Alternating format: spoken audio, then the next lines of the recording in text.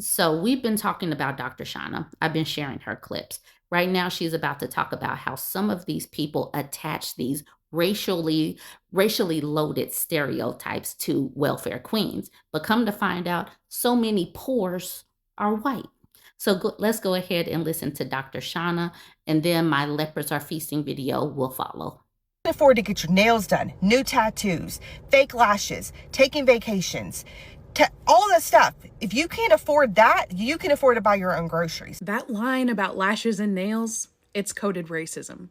For more on that, let's go to the research. I'm Dr. Shauna, a PhD who does hot takes with citations, and this is part 4 of our 5-part series on why we blame the poor. Today, we're talking about racialized stereotype. When I say coded racism, I'm talking about messages that use racially loaded cues without saying anything about race specifically. These cues are often used to trigger resentment and shame when we're talking about welfare because of the historical context in this country. When we use the words lashes, nails, and luxury, we are giving a racial message. Those words carry a racial message, whether or not someone intends to. That's the impact that they have. Now, for those messages in coded racism to have meaning, there has to be a context. And for that, we have to talk about the welfare queen. A couple of folks have mentioned this in the comment sections of the other parts of this series, and I think it's very important that we talk about it. The image of the welfare queen comes from the late 1970s and 80s, and from the one and only Ronald Reagan.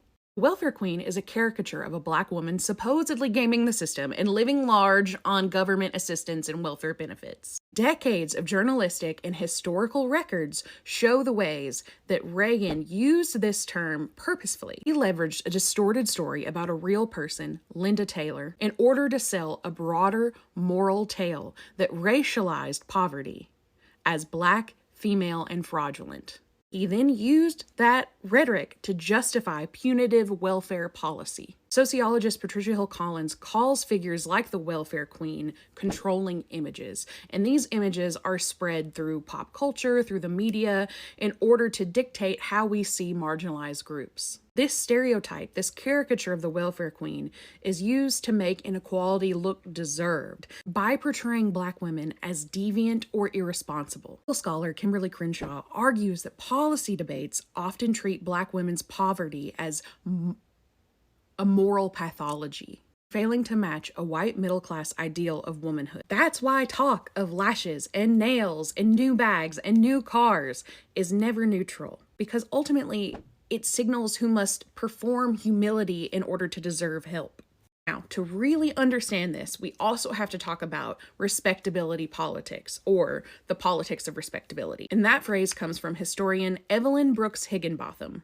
Respectability politics describes the moral standards placed on Black women, standards that are weaponized to police appearance, sexuality, and consumption. Writer-scholar Tracy McMillan Cottom argues that beauty works like social capital with different rules and returns for Black women, which is another reason their adornment is scrutinized as evidence of morality. You can tell a lot about a society by who it thinks deserves joy. Black women's joy has historically been treated as evidence of guilt. Follow for more hot takes with citations, and stay tuned for part 5 in this series. It's time for our daily dose of cope, and we have customer service Leopard saying, "We are experiencing higher than average call volumes. Please know your face is important to us, and a Leopard will be with you as soon as possible. So many faces are getting eaten, so many stories to get to, so let's jump right in." Let's start with this Facebook post from this man named Brandon. He says, "I'm a father, and yes, I voted for Trump, but I didn't vote for any child going hungry. I hate seeing single parents going through this struggle trying to feed these babies. I don't care if you're legal or illegal," even though he voted for somebody that ran on bloody mass deportation. He says, "If any family that's living in America should be helped regardless where they're from, even if the parents are lazy, can't work, have disabilities, or have any other medical reasons as why. Whatever the case may be, it's not the children's fault. Learn to love your neighbor. Some need more help than others. Be more considerate of others. You don't know what they're going through. You see someone that needs help, help them, especially children. Love you all. God bless." That is all fine and dandy. But MAGA Christians are some of the most hateful people ever. These people don't give a good goddamn. And that's the reason why they snatched healthcare from people and why the Dems are holding out, trying to help people get these subsidies back so that they can afford their healthcare, because people are suffering because of who these people voted for. Now we have a Facebook post from this man named Kenny. Kenny says, I voted for Trump, but my wife and I understand why people are turning. The lie that's going on is all these cuts are just affecting illegal aliens and people they're trying to send back to other countries. Here's an example of what's been going on. I was on unemployment during the pandemic, and I had the Washington Apple. That's their state's Medicaid program. All right, and he says, and so did my wife. So we had medical during that pandemic. We started doing property management, but with the wage we made, we checked in with the state of Washington. We still qualified for the Washington Apple. That's all we took advantage of, that medical plan. Without notice, they dropped me from the plan, and somehow my wife was still on it. That's when I started looking for a secondary job with medical because I knew something was not right. My wife had an upper GI and her medical was active. 2 weeks later, she had a gastroparesis attack and they told us her medical was inactive.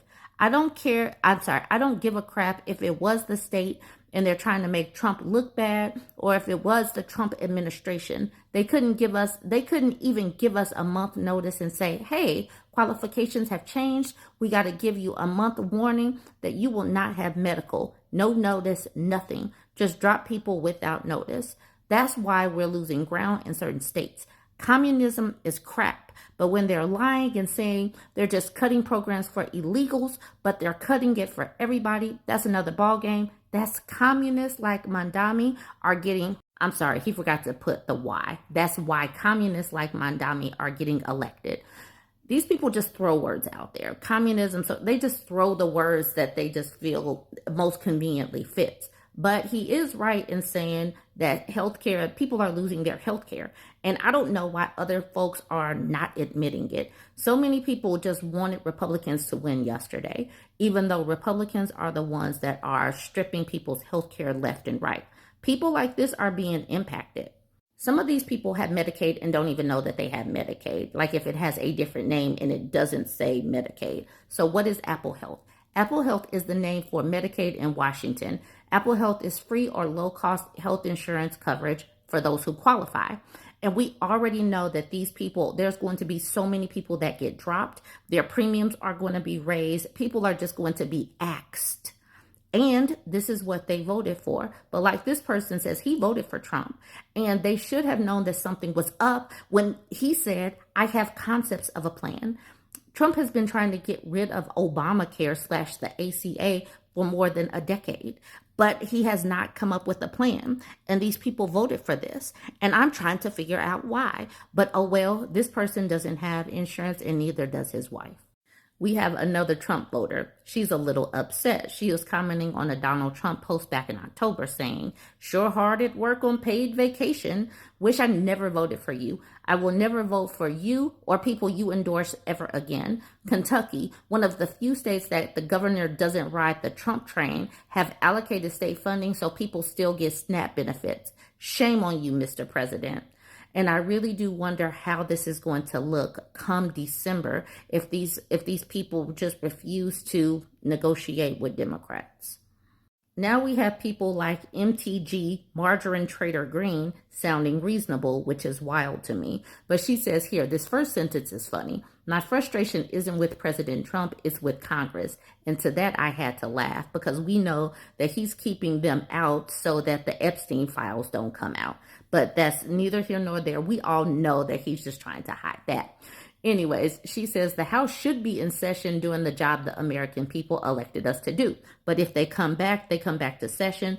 MAGA Mike Johnson would have to swear in Representative Adelita Grijalva. He doesn't want to do that because, once again, the Epstein files.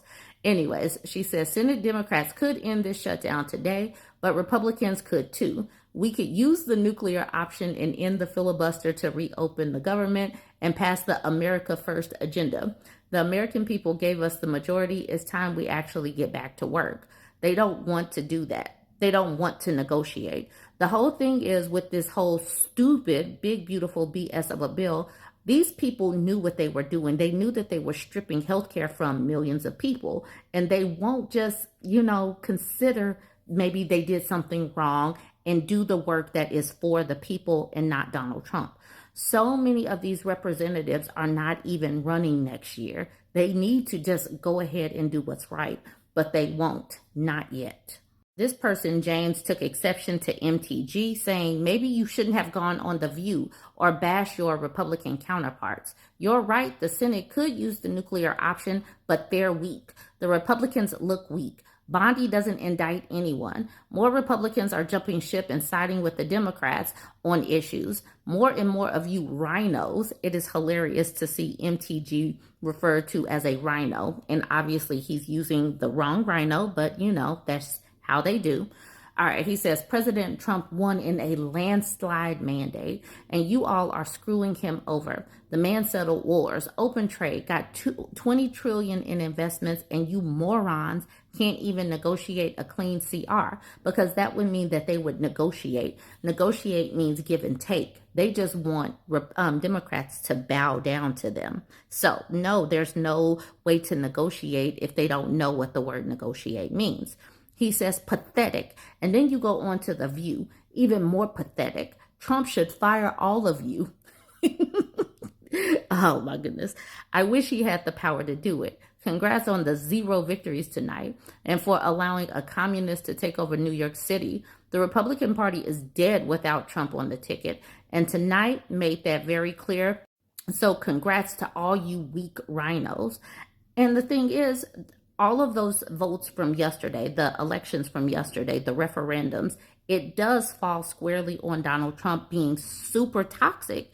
But so many people are unwilling to admit that all of the things that he's done, and keep in mind, he's only been in for less than a year, all of the firings, pulling funding, pulling social safety nets, raising all our prices with tariffs and everything, the stupid trade wars, the using of social media, his live social media network to make public policy. He is dumb, and the people that are working for him and trying to do his bidding are dumb. Pam Bondi is dumb because she knows that she can't win these fights, but she has to go do it because Donald Trump says so. So these people are going to continue to lose, and people that want to continue to side with Donald Trump, the little people that aren't millionaires and billionaires, they're going to continue to suffer, but at least they get to suffer while trying to own the libs, even though they can't own their own medicine.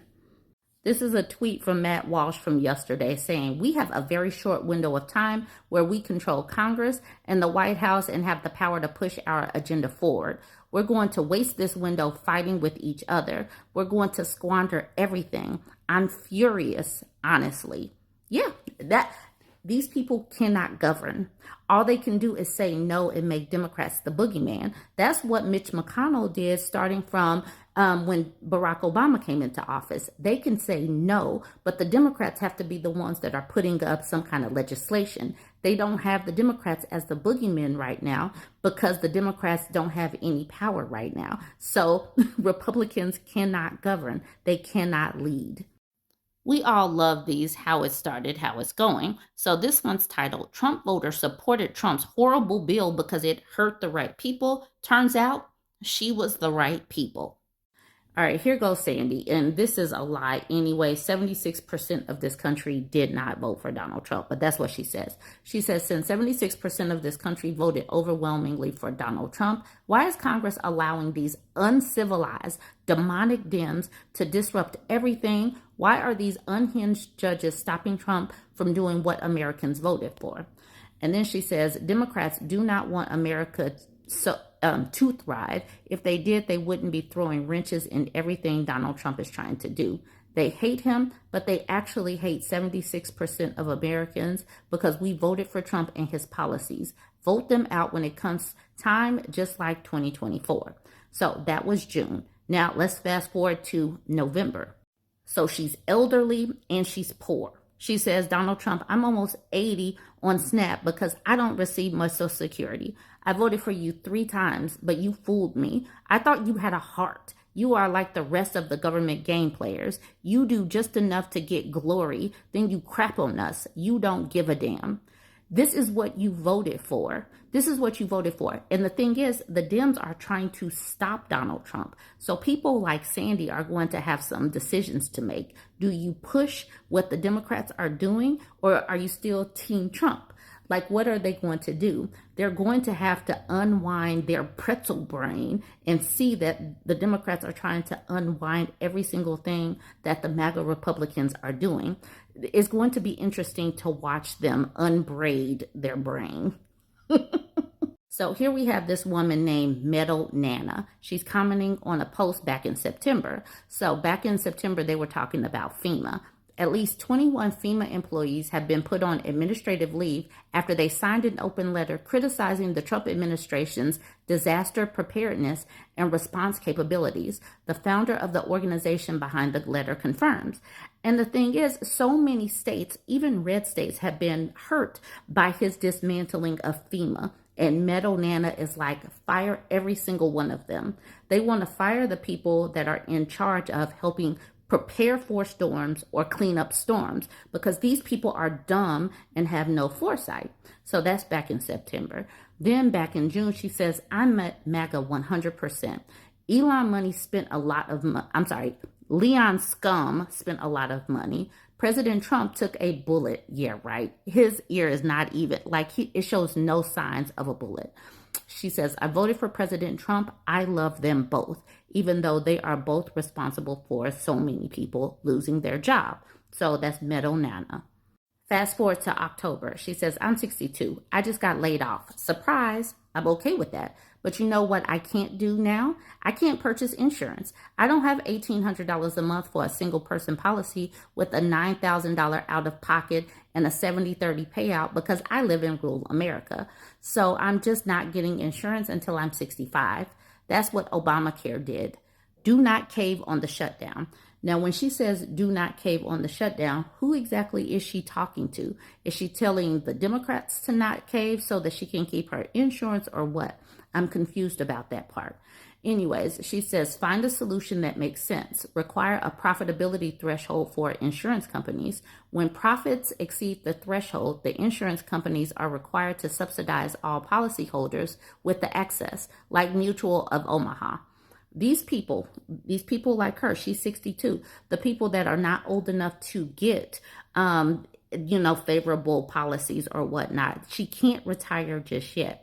She is jacked up. She better get healthy or be healthy, because otherwise the Republicans are making sure that people expire. Steve Barbosa is saying, please, dear Don. He says, please, Mr. President, don't punish everyone because Democrats abused it, talking about SNAP benefits. Now, it could ruin it for people like my 93-year-old mother who paid into the system her entire life. She only gets $275 a month. Who can live on that? Go after people who have 6 baby daddies taking thousands of dollars per month grifting the system, because they really think that Democrats are the only ones that are unworthy of getting SNAP. These people are all going to get hurt, and they still want to make Democrats the boogeymen when it's the Republicans that believe that poor people should expire. I'm going to end with this video clip from Vivek Ramaswamy. He is brown MAGA, but he wants to focus on affordability, which is something that the Democrats do want to do, but Republicans don't seem to care. So he's like, focus on affordability. And in his next point, he says, get rid of identity politics. But whenever they do that, brown MAGA gets, people cannot stand brown MAGA. People cannot stand Indian MAGA. They want to get rid of them. I am going to play this clip. It's only like 30 seconds. I put it on the end for a reason, but y'all needed to see how this person named Ceviche responded to Vivek Ramaswamy, saying, allow me to explain your country's identity to you and how it includes me. This is how they see Vivek Ramaswamy. These people in MAGA do not like Indian MAGA. 2 key lessons for Republicans. Listen carefully. Number 1, our side needs to focus on affordability. Make the American dream affordable. Bring down costs, electric costs, grocery costs, healthcare costs, and housing costs, and lay out how we're going to do it. And number two, cut out the identity politics. It doesn't suit Republicans. It's not for us. That's the woke left's game, not ours. We don't care about the color of your skin or your religion. We care about the content of your character. That's who we are. We got our asses